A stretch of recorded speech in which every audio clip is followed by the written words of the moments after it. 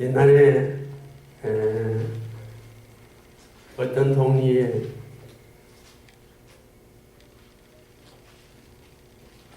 예수를 믿는 아이가 있었는데 그 동리에는 공터가 있고 또 그 공터 옆에는 가게가 있었다.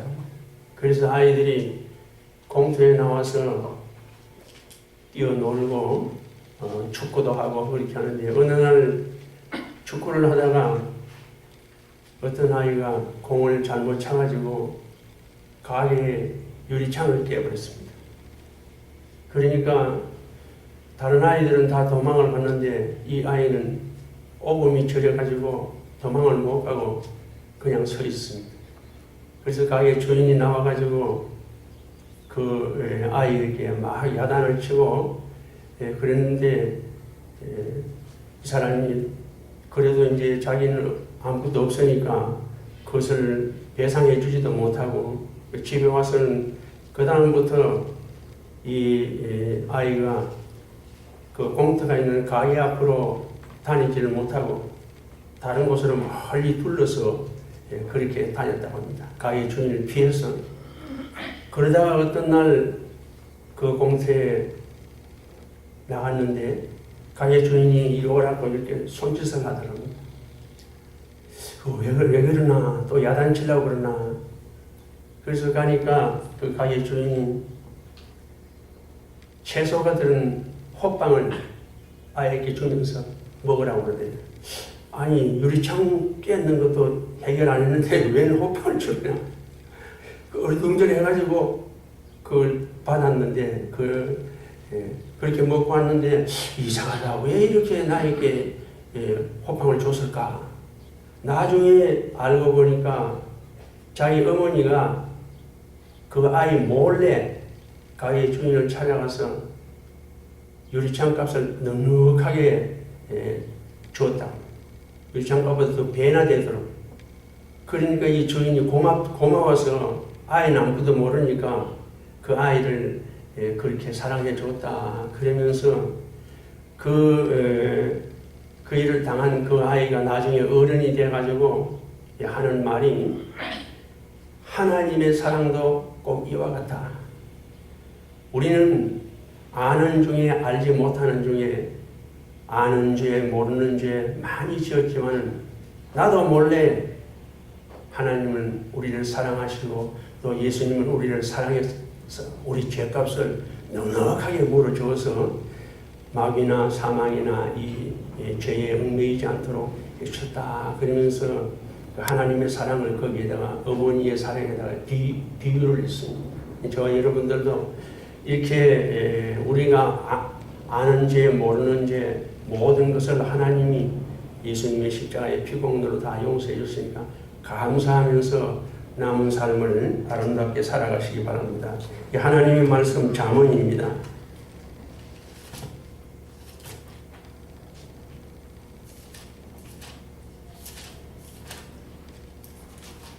잠언 15장입니다.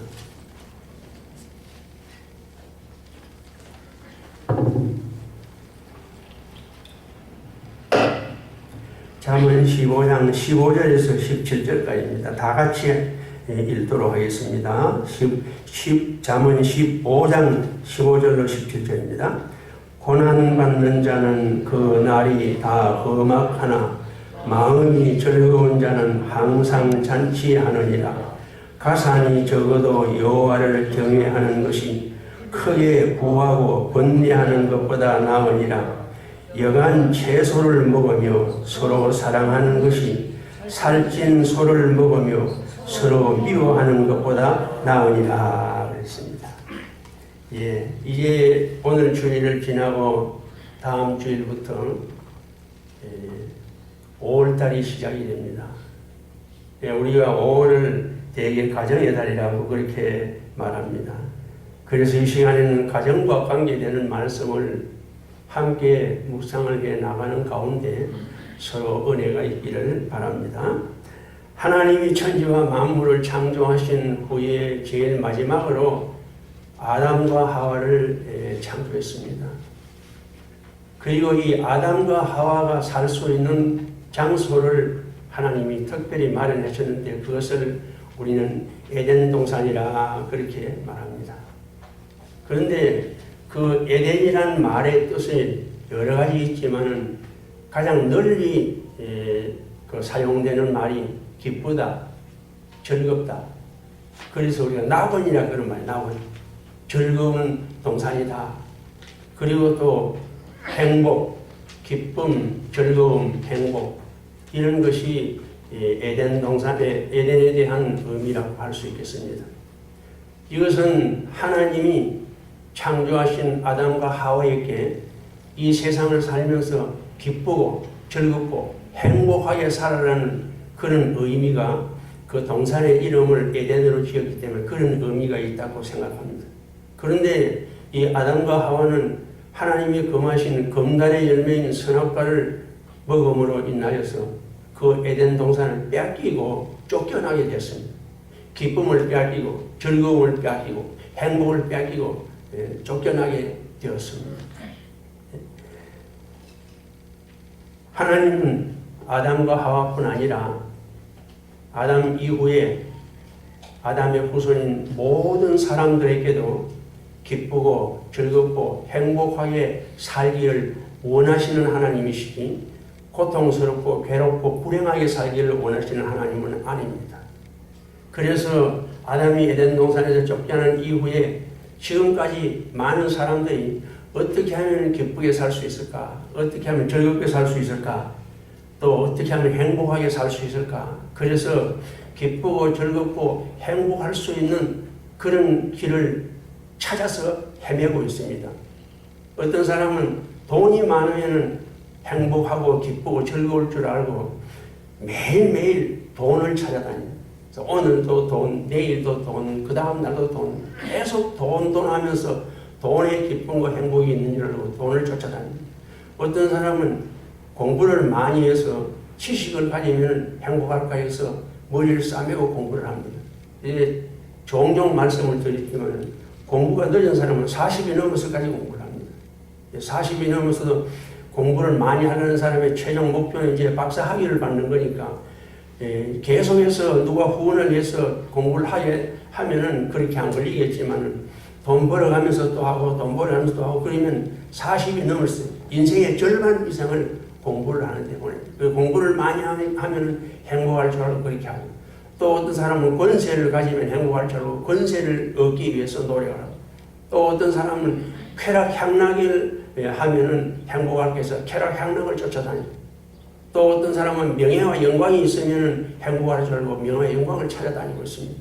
그렇지만은 이런 모든 여기서 말하는 돈이나 지식이나 또 권력이나 명예 영광이나 쾌락 향락이나 이런 것들은 이 하나님의 말씀이 말하기를 우리를 행복하게 하지 못한다고 합니다. 오늘 본문 말씀에 보면은 16절에 가산이 적어도 여호와를 경외하는 것이 크게 부하고 번뇌하는 것보다 낫다.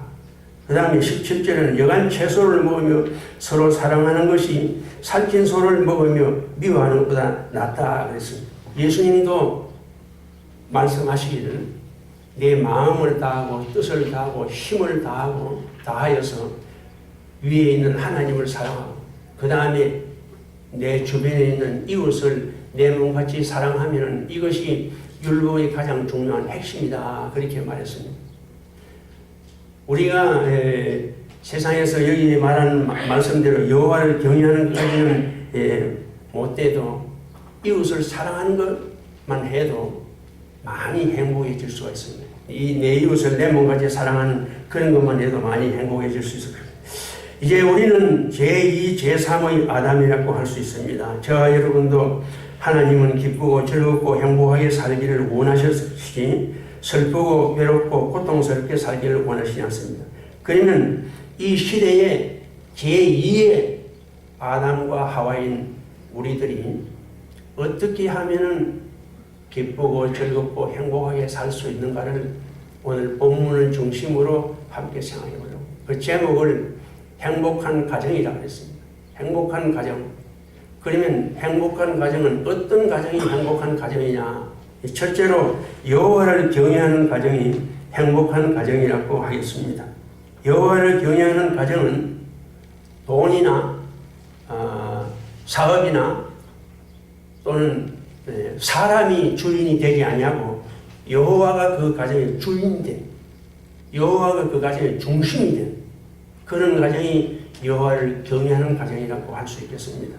네, 왜냐하면 여호와가 아닌 돈이나 사업이나 사람은 언제든지 없어질 수도 있고 변할 수도 있고 바뀌어질 수도 있습니다. 그렇기 때문에 여호와를 경외하는 것만이 영원한 것임을 우리에게 보여주고 있습니다. 그래서 여호와를 경외하는 가정이 행복한 가정이라 할 수 있습니다. 그러면 제일 먼저 우리가 여호와를 경외하는 가정은 어떻게 해야 여호와를 경외하는 가정이라고 할 수 있겠느냐? 가장 먼저 온 가족이 주의를 거룩하게 지켜야 그것이 여호와를 경외하는 가정의 조건이 아니겠나 그렇게 생각을 합니다. 우리가 오늘날 주일은 구약시대의 안식일이 아니고 구약시대의 안식일은 토요일이지만 우리는 주일을 지킵니다. 그러나 토요일에서 주일로 날짜는 바꾸어졌지만 지키는 방법은 구약시대나 지금이나 똑같다고 생각합니다. 저는 그렇게 믿습니다. 그래서 가정에서 온 가족이 주일을 거룩하게 지키는 이 일에 힘쓸 때에 여호와를 경외하는 가장 기본적인 것은 가질 것이 아니겠나 생각됩니다. 주일은 여호와를 경외하는 날이지 공부하는 날도 아니고 일하는 날도 아닙니다. 그렇기 때문에 주일날은 학생이나 또 어른들도 토요일까지 모든 필요한 것을 다 하고 주일날은 여호와만 경외하고 토요일까지 못한 것은 월요일날 새벽에 일찍 일어나서 급한 것을 해결을 하고 주일날은 온전히 하나님 앞에 여호와를 경외하는 그 일에만 힘써 나가는 것이라야 그것이 하나님을 경외하는 가정이라고 볼 수 있습니다. 신명기 6장 4절로 9절 말씀 10계명에 관한 것입니다. 제가 읽어드립니다. 이스라엘아 들으라. 우리 하나님 여호와는 오직 하나인 여호와시니 너는 마음을 다하고 성품을 다하고 힘을 다하여 내 하나님 여호와를 사랑하라. 오늘날 내가 네게 명하는 이 말씀을 너는 마음에 새기고 네 자녀에게 부지런히 가르치며 집에 앉았을 때에든지 길에 행할 때에든지 누웠을 때에든지 일어날 때에든지 이 말씀을 강론할 것이며 너는 또 그것을 손목에 메어 기호를 삼으며 내 미간에 붙여 표를 삼고 또 내 집 문설주와 바깥문에 기록할지니라. 내 하나님 여호와께서 내 열조 아브라함과 이삭과 야곱을 향하여 내게 주리라 맹세한 땅으로 너로 들어가게 하시고 내가 건축하지 아니한 크고 아름다운 성읍을 얻게 하시며 그랬습니다.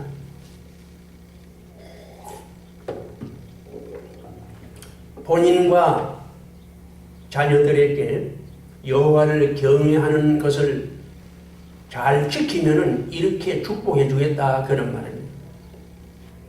이스라엘 사람들의 자녀 교육을 보면은 참 하나님 앞에 복받도록 그렇게 교육을 시킵니다. 이제 이 본문에 말씀한 것처럼 집안에 천장에도 하나님 말씀을 써붙여 놓고 있습니다. 그럼 누울 때는 천장의 것을 봅니다. 또 일어나면 벽의 사방에 하나님 말씀을 써붙여 놨으니까 일어나도 눈에 보이는 건 전부 하나님 말씀. 문설주와 또 문 밖에도 해서 들어올 때도 하나님 말씀을 보면서도 나갈 때도 하나님 말씀을 보면서 나오고 일어날 때든지 앉았을 때든지 누웠을 때든지 나갈 때든지 들어올 때든지 그들의 눈에 보이는 것은 여호와의 말씀밖에 없습니다. 그렇게 교육을 철저히 시켜서 그렇게 그 사람들이 할 때는 하나님이 축복을 했습니다. 만일 우리 대한민국이 위로 여호와를 경외하는 것까지는 못해도 아래로 내 이웃을 내 몸같이 사랑하는 이것만 교육이 되었더라도 지금 우리가 아는 세월호 같은 그런 많은 피해는 입지 않았을 겁니다. 내 이웃을 내 몸같이 사랑해서 거기에 갇힌 사람이 내 딸이고 내 아들이다, 내 형제다, 그렇게 생각을 했다면 더 많은 사람이 구조되지 않았을까. 그러니까 이웃을 사랑하는 것도 없고 여호와를 경외하는 것도 없고 자기밖에 모르니까 자기만 살아서 도망쳐 나오는 이런 경우가 많이 생기지 않았나 하는 그런 안타까움이 있습니다. 네, 다시 디모데후서 3장 15절로 17절을 읽어드리겠습니다. 그냥 듣기만 하십시오. 또 내가 어려서부터 성경을 알았나니 성경은 너희 너로 하여금 그리스도 예수 안에 있는 믿음으로 말미암아 구원에 이르는 기회가 있게 하느니라.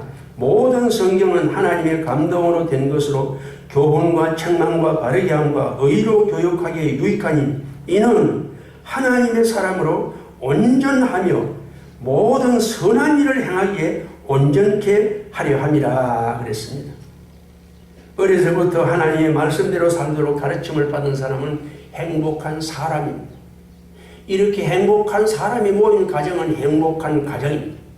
또 이렇게 하나님의 말씀을 배우고 익혀서 그대로 사는 행복한 사람들이 모인 교회는 행복한 교회가 될 수 있습니다.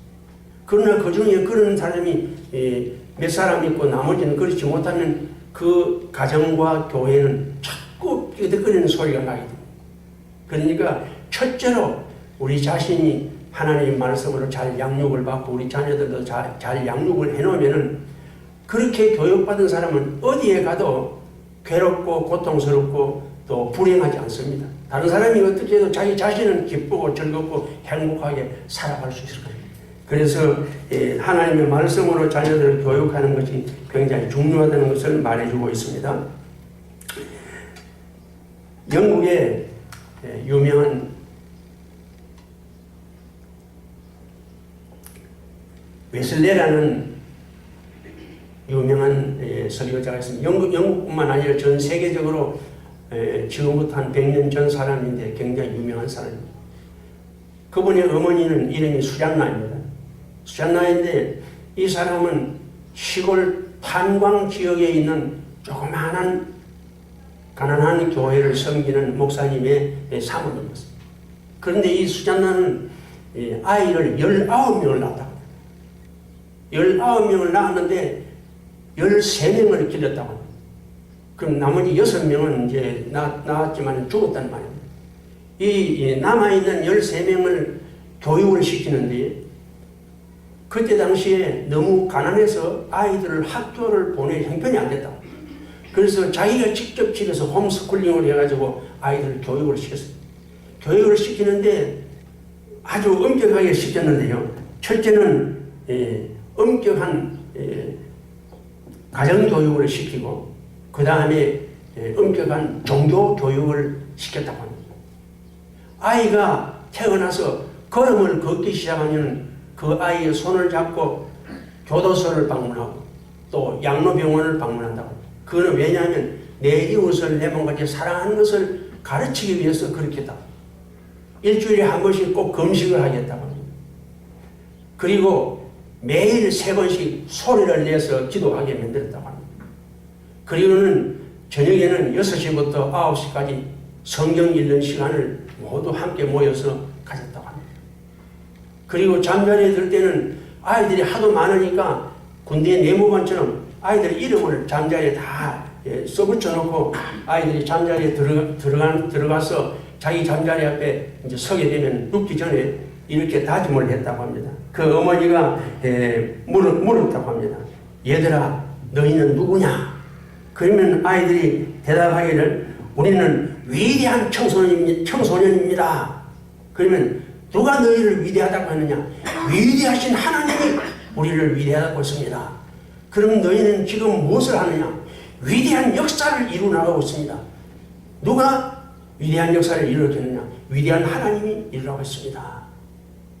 그렇게 묻고 대답을 한 다음에 다 대답하고 나면 아멘! 그러면서 자리에 들어가서 잠자게 했다고 합니다.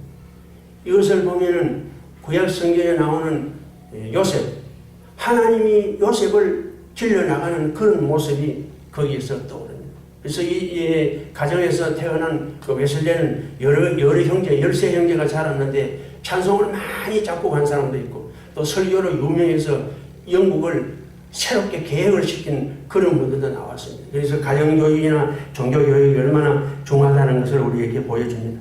자, 우리가 믿는 예수님에 대해서 우리가 한번 생각해 봅시다. 예수님도 세상에 오셔서 행복하고 기쁘고 즐겁게 사시다가 마지막에는 다 이루었다. 그보다 더 즐거운 일이 어디 있겠습니까? 자기가 원하는 것을 다 이루었다. 우리가 세상을 떠날 때 우리가 예수님처럼 내가 세상에 왔고 하나님이 나를 세상에 보내신 그 목적을 다 이루었다 그러면서 세상을 떠날 수 있으면 얼마나 좋은 일이겠습니까? 대부분 우리가 세상을 떠날 때는 후회를 하면서 참 아까워하면서 한 번 더 삶을 주면 이렇게 안 살 건데 대부분 그렇게 하죠. 그러나 예수님은 다 이뤘다. 이 예수님이 30살이 될 때까지는 나사렛에서 목수로 살았습니다. 목수는 자르고 또 대패로 밀고 망치로 못을 치고 또 칠을 하고 그런 것이 목수의 대부분의 중요한 일이라고 할 수 있습니다. 근데 예수님은 나무를 톱으로 자를 때는 그 자르면서 하나님 아버지 내 속에 있는 잘못된 것들은 이 나무가지가 잘려나가는 것처럼 잘려나가게 해주십시오. 또 대패질을 하면서 하나님 아버지 내 속에 있는 모든 못된 것들이 이 대패질에서 대패밥으로 깎여나가는 것처럼 깎여나가게 해주십시오. 망치로 못을 박으면서는 하나님 아버지 내 마음에 하나님 말씀이 이 잘 박힌 못처럼 내 마음에 박히게 해주십시오. 마지막에 칠을 하면서 하나님 아버지 성령의 기름을 저에게 충만히 부어서 이 물건처럼 이 벽이나 이 마루처럼 이렇게 반짝반짝 빛나게 해주십시오. 이것은 내가 지어서 말한 것입니다. 그러면서 목소리를 하지 않았겠느냐 하는 추측입니다. 그렇게 하다 30살이 되어서 공생에 들어와서 사명을 다 마치고 십자가에 달려서 돌아가신 것을 우리가 알 수 있습니다. 지금도 자녀들을 양육하고 있는 분들은 그 자녀들에게 이제 말씀드린 그런 것으로 자녀들을 양육을 하시고 이미 다 자란 자녀들도 다 자란 그런 가정에서는 우리 자신이 내 자신을 향해서 너는 누구냐? 저는 하나님의 자녀입니다. 넌 누구나? 저는 하나님 천국 시민입니다. 누가 너를 천국 시민이라고 했냐? 위대하신 하나님이 천국 시민이라고 했습니다. 자기 자신에게 매일 한두 번씩 그렇게 최면을 걸듯이 그렇게 자기 자신을 경건의 연수 생활을 해나가면 훨씬 더 하나님이 쓸 수 있는 좋은 그릇으로 예비되지 않겠는가, 또 하나님 앞에 귀하게 쓰이지 않겠는가 생각됩니다. 그렇게 하기 위해서는 우리 자녀들과 내 자신이 하나님 앞에 이렇게 귀하게 쓰임받기 위해서는 한 가지 제안하는데, 지금 하고 있는 분들은 계속 하십시오. 지금 하지 못하고 있는 분들은 가정 예배를 드리십시오. 가정 예배 설교 안 해도 됩니다. 저도 가정 예배 매일 드리지 못하고 다 출근 시간, 퇴근 시간이 맞지 않기 때문에 매일 드리지 못하고 주일날 아침에 드립니다. 주일 아침에 찬송 석장 보르고, 그 다음에 성경 같이 읽고, 그 다음에 한 번은 제가 기도하고 한 번은 이 집 사람이 기도하고, 그 자녀들 축복하는 기도, 또 교회를 위한 기도, 또 우리 모든 친지들을 위한 기도, 그렇게 하고 마칩니다. 설교 안 해도 돼요. 꼭 뭐 같은 식구들끼리 매일 얼굴 맞대고 사는데 뭐 설교할 게 뭐 있습니까? 그게 찬송하고 성경 읽고 기도하고, 그렇게 하고 있는 분들은 뺏기지 마시고 계속 하십시오. 그렇게 하지 못하시는 분들은 지금부터라도 일주일에 한 번이라도 정해놓고, 모든 식구가 그 시간에는 다른 약속하면 안 된다, 그렇게 정해놓고 한 번씩이라도 모여서 함께 찬송하고 함께 성경 읽고 함께 기도한다는 그것이 중요합니다. 같이 먹고 사는 것이 가족 아닙니까? 그러니까 예배도 함께 모여서 함께 찬송하고 함께 기도하고 함께 성경 읽고, 그러면은 하나님이 쓸 수 있는 더 좋은 그릇으로 양육될 수 있을 것이라 믿습니다. 그 다음에 두 번째는 서로 사랑해야 행복한 가정이라고 하겠습니다. 17절입니다. 여간 채소를 먹으며 서로 사랑하는 것이 살찐 소를 먹으며 서로 미워하는 것보다 낫다 그랬습니다. 이 말씀은 진수성찬으로 잘 먹으면서 미워하는 삶보다는 사랑하면서 채소를 먹고 사는 것이 훨씬 더 행복하다는 그런 의미의 말씀입니다. 행복한 가정은 서로 사랑해야 되지 일방적으로 짝사랑만 하면 안 됩니다.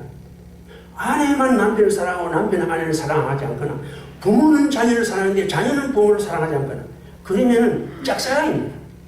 그렇게 하지 말고 서로 사랑해야 그것이 행복한 가정이라고 할 수 있습니다.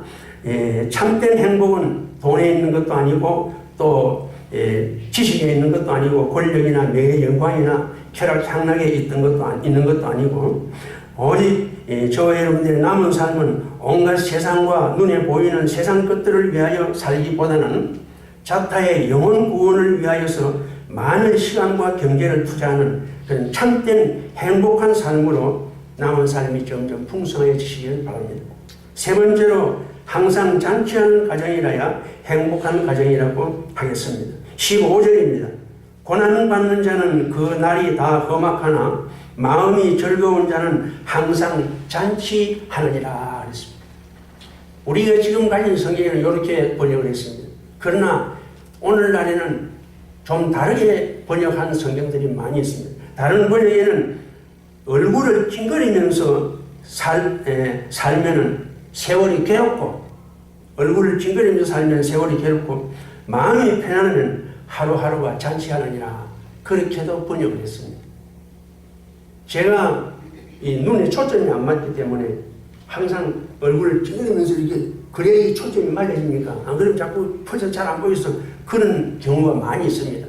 그런 건 제가 초점이 안 맞아서 저런가 보다 하고 이해를 하시기 바랍니다. 그리고 제가 귀에 잘 안 들리니까 이 보청기를 해도 정확하지 못합니다. 조금 도움이 되지만. 그래서 다른 분들이 말할 때 무슨 말인지 모르기 때문에 반응을 안 합니다. 그러니까 왜 들어도 안 하고 대꾸도 안 하나 그건 제가 못 들어서 그런 겁니다. 내용을 못 들어가지고 다른 사람 웃을 때 웃지도 못하고 그렇게 하는 거니까 그런 면도 좀 양해를 하시고 이해를 해주시면 좋겠습니다. 자, 이제 사람들이 말하기를 이건 기독교에서 지어낸 말이겠죠. 불교를 믿으면은 항상 초상집 같다. 왜냐하면 절에 가면 향불을 자꾸 피우니까. 그 다음에 유교를 믿으면은 제사집 같다. 왜냐하면 유교의 중심인 향교에 가면은 거기에 모이는 사람들이 전부 다 도포를 입고 머리에 갓을 쓰고 거기 앉아 있으니까 유교는 제사 지내는 것 같다. 그리고 기독교는 항상 찬송하니까 기독교는 잔치집과 같다. 기독교인들이 그렇게 만들어서 했겠죠. 그래서 어떤 분은 또 말하기를 불교는 들어가면 들어갈수록 허무하다. 또 유교는 들어가면 들어갈수록 사람이 자꾸 완고해진다. 그런데 저는 아직 그렇게 깊은 경지까지는 들어가지 못했지만 기독교는 들어가면 들어갈수록 자꾸 기쁘답니다. 왜 기쁘겠습니까? 들어가다 나중에 천국 쏙 들어가니까 기쁘죠. 그러니 그보다 더 좋은 기쁨이 어디 있겠습니까?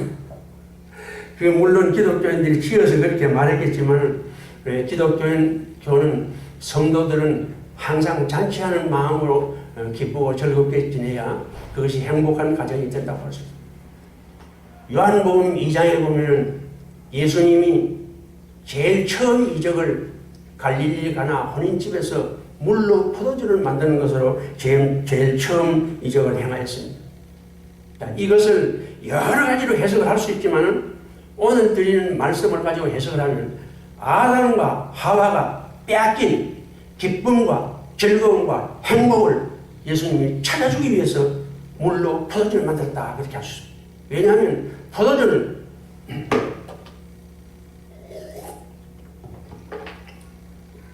포도주는 잔치집에서 즐거움의 상징, 기쁨의 상징입니다. 잔치집에서. 그렇기 때문에 처음에는 안 좋은 포도주를 냈지만 나중에 더 좋은 포도주를 냈다 그랬거든요.